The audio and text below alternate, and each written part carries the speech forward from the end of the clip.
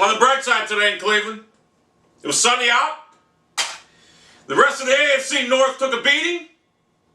The defense actually played good until they wore down from being on the field for fucking every goddamn play. The glaring weaknesses. Brandon Weeden. Brandon Weeden. Brandon Weeden. Brandon Weeden. Brandon Weeden. Brandon Weeden. Brandon Weeden. Brandon Weeden. Brandon Weeden. Brandon Weeden. Brandon Weeden. Trent Richardson. Could that possibly be the worst draft in NFL history? The Cleveland Browns traded up for Trent Richardson and Brandon Weeden in the first round last year, and both of them suck. Trent Richardson, apologist. What do you have to say now? He's not injured this year, and yet he's still tiptoeing around like a bitch. Poorly coached game by Rob CHUDINSKI. This was an exact carbon copy of last year's Eagles-Browns home opener loss. When we had a chance to win the game, Brandon Weeden threw 4 interceptions and looked horrible. Today was basically much of the same. All we had to do last year was change quarterbacks. But no! We didn't do that. The stupid coaches for the Cleveland Browns left Weeden in there. Thank God we have a beast front seven that puts pressure on the quarterback for the opposing team and can keep us in some games this year. However, why you didn't take out Brandon Weeden after, the Brandon Weeden apologists think he was pressured. Let me tell you something. When he wasn't pressured, everything was behind the receiver, over the receiver's head, on the ground, whatever. The guy is not an NFL quarterback. It's too fast for him up here. All right? The coaches should have been able to recognize this and rectify it. CHUDINSKI, what the fuck were you thinking? And Nerve Turner, you've got a brilliant track record. Great track record everywhere you went as an offensive guru. What happened today? You didn't have the gunslinger that you used to have, did you? So why didn't you just go to CHUDINSKI and tell him, look, we need Jason Campbell in. I don't want to hear about, well, it's the first game. It's a winnable fucking game.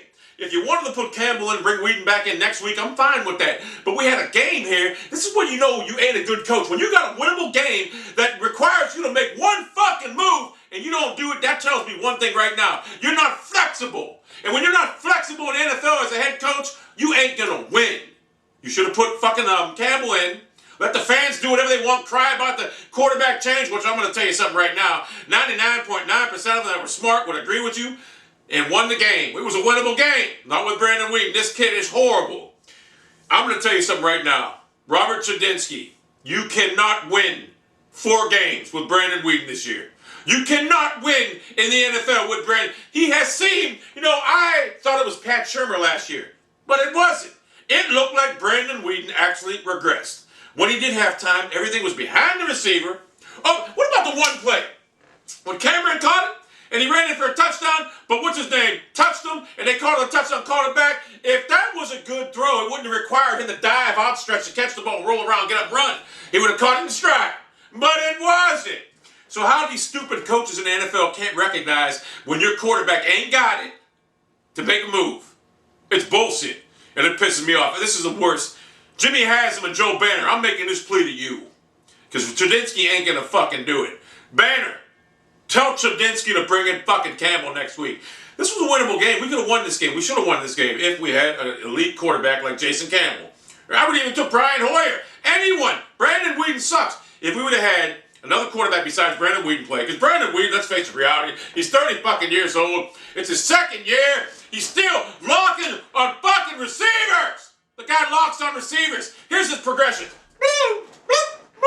He doesn't even look at them. He knows the hot receiver, that's who he's going to. He ain't even going through progressions. The guy makes me sick. So, we had a winnable game here. And this great offensive coordinator, CHUDINSKI, offensive-minded coach, didn't do the appropriate things to win the game. Ray Horton, my hat's off to you. Your defense applied pressure and nullified anything the Dolphins could do until you guys wore down. And that seems to be the story of the Cleveland Browns defense all season. That's what it's going to be like as long as Brandon Weeden's our quarterback. We need to bench him. Oh, sorry, the kid sucks. He's fucking terrible. Put Campbell in, draft the quarterback next year. Let me explain something to you. Jason Campbell actually is a decent quarterback when he gets time. I know he's better than Weeden, We all seen that last year against Oakley was better than Weeden. He actually had good numbers up until he got injured against us last year. So we need to make a move right now to save the season. Luckily for us, every team in the NFC or the AFC North lost right now. So we still are basically 0-0. I mean, I'm talking like we have a chance for the division because our defense right now tells me that we have a chance to win that division with a defense that good. Our defense is playing playoff caliber defense, no doubt about it. But you can only run them out there in the heat for so many fucking plays until they get worn down like they did in the fourth quarter. So if I was the head coach, Jimmy Haslam and Joe Banner, that shit wouldn't have happened. As soon as I seen like in the first quarter, Brandon Weeden couldn't do it, he's getting yanked, Campbell's going in. That's the problem. You hired a fucking puppet, an offensive coordinator. CHUDINSKI ain't no fucking head coach. So I said my piece on that. I'm really upset right now. I would like to go off more, but I got such a headache from yelling at that fucking TV set and yelling at Brandon Weeden and wishing all kind of bad things because I got news for you. I can't handle ineptitude as an offensive coordinator and a head coach when they see a quarterback that struggles. Why not take his ass out? Don't tell me about confidence, because chances are 99.9% of the time, if you're worried about a grown adult's confidence by yanking him out of his job, guess what? He ain't the man to go to in the fourth quarter in a big game anyway. So Brandon Weeden is nothing more than a backup quarterback. I was wrong about him. I thought he was better than Colt McCoy, but I'm going to tell you something right now. I wish to God Colt McCoy was our starter right now over Brandon Weeden. Brandon Weeden is garbage, complete garbage at this level. The game is too fast for him. He cannot comprehend it. When is the last time you've seen an NFL quarterback in a North Turner offense look this horrible? And Rob CHUDINSKI, you got Cameron Wade coming off the edge, and what do? You put up a 125-pound linebacker or running back over to block his ass, or the weakest ass running back. You don't even know how to get goddamn blocks going on. And one other thing, too, before I get off this, so Trent Richardson is the biggest waste of a fucking running back. This isn't Alabama. You don't have that massive offensive line going against scrub-ass schools in the SEC. You don't have that no more. You got NFL lines in front of you. You can't play like you did in college. And you can't get that through your fucking head. And everyone talking about him being shifty. Man, watching him go into different gears, shifting gears, is like watching a cement truck going uphill. The guy sucks. Biggest waste of draft picks was Trent Richardson and fucking Brandon Weeden. I don't blame, thank God, Banner. You know, I owe you an apology too, because I came in there and I said, Banner, I hated this guy. I owe you an apology. I know why you got rid of Tom Heckert, and well, I knew you got rid of Holmgren the scrub. But, Trent Richardson was a horrible draft. I don't know who's worse, him or Weeden. Who is worse, him or Weeden? I got to say Trent Richardson right now. Well, Weeden's absolutely the worst quarterback I've ever seen, but Trent Richardson's absolutely terrible. We need to bench Weeden for good. I'm disgusted. And Trent Richardson, we need to cut him. He's garbage. The guy, it's going to take him 3 or 4 years to learn how to run behind an offensive line. Just not. Now, granted, we have injuries on the left side of our line, or the right side of our line, or the inside of our line to guard. What's his name? Guy got injured. Whatever. He got injured. So we got backup who was a face mask. I understand that, but still. We've seen this last year from Trent Richardson. Oh, one other thing, too. The loss of Josh Gordon. Unbelievable. Travis Benjamin, another guy we drafted, and I think last year, terrible draft pick. The guy's 100. He's a fucking 2x4. You drafted a kick returner in the top, 3 rounds? The guy's fucking terrible. We can't catch a ball. So we miss Josh Gordon, no doubt about it, and we better hope to God he never gets suspended again, because our offense is completely... And you know, all these guys are saying, you got to catch balls. No, you got to have balls thrown to you to catch them. So, I'm very disintrigued right now.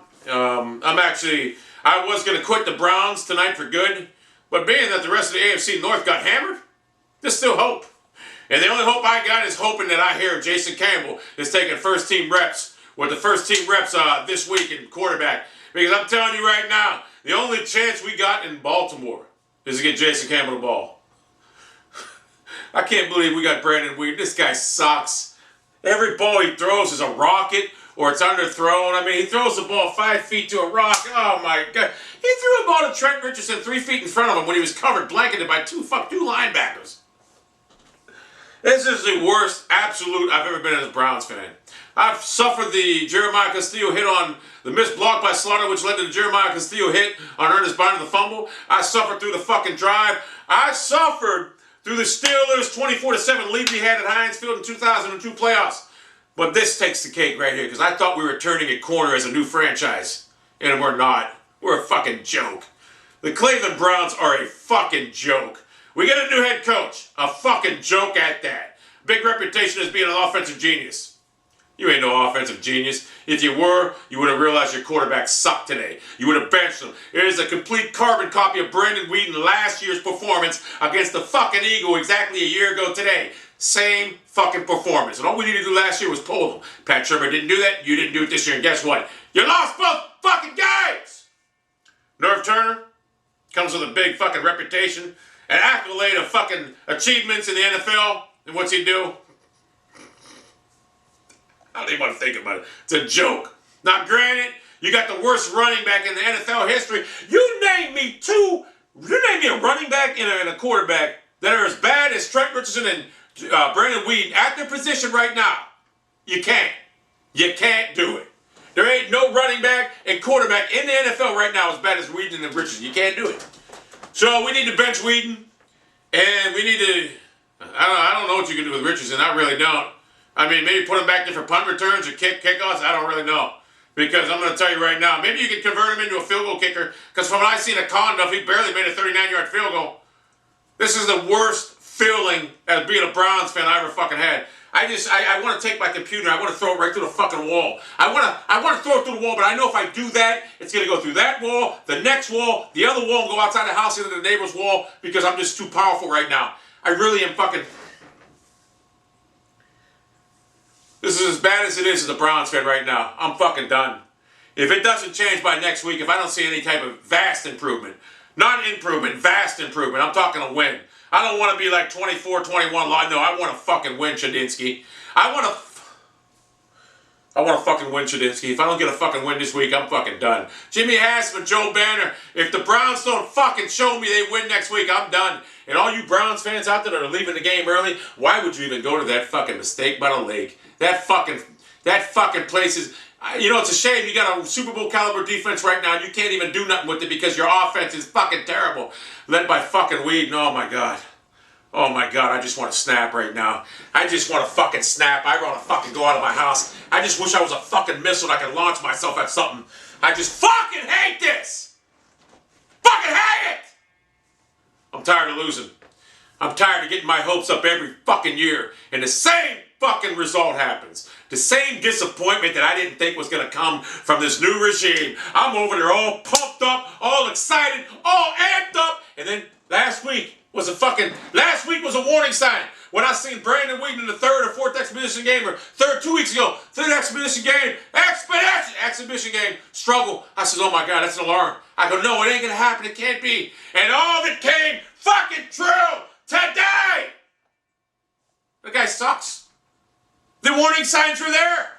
And Chudinsky, you knew it because you even elected to play Brandon Weeden in the starters in the first quarter against the meaningless game against the Bears, didn't you? You knew it.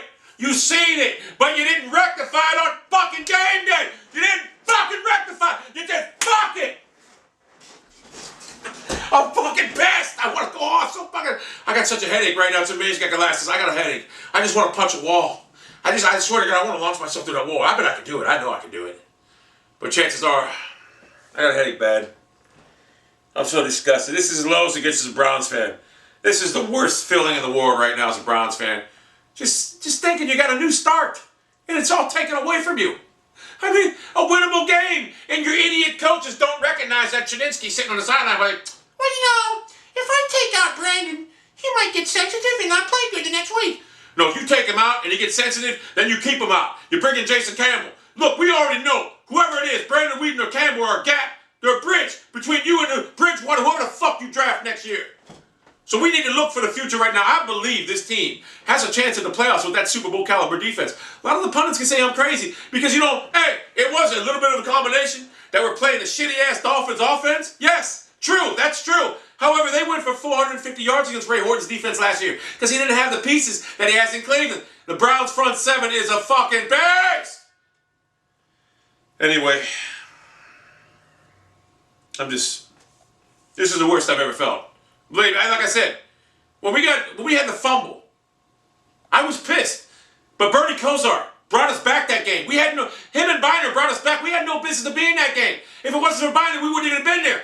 I was real mad at the time, so I accept it now. It took me about 20 years to get over it. And the drive, I accept. I gotta go. Fuck! Why? God, they're Calm down, calm down, calm down. Hello?